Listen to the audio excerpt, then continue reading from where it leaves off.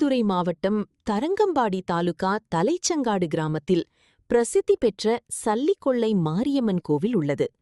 இந்த கோவிலில் தீமிதி திருவிழா கடந்த 22ஆம் தேதி கொடியேற்றத்துடன் தொடங்கியது. அதனைத் தொடர்ந்து தினமும் சல்லிக்கொள்ளை மாரியம்மனுக்கு பல்வேறு வகையான திரவியங்களால் அபிஷேகம் செய்யப்பட்டு மலர்களால் அலங்காரித்து தீபாராதனை காண்பிக்கப்பட்டது.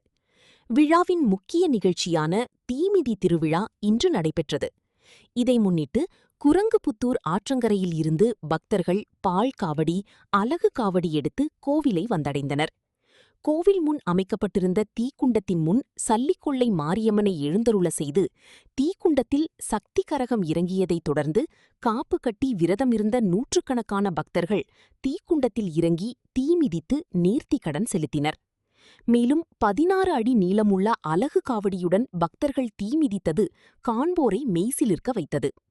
தீமிதி திருவிழாவைத் தொடர்ந்து அம்மன், கருப்பண்ணசாமி, காத்தவராயன் ஆகிய சாமிகள் வீதியுலா நடைபெற்றதில் ஆயிரக்கணக்கான பக்தர்கள் கலந்து கொண்டு சாமி தரிசனம் செய்து வழிபட்டனர்.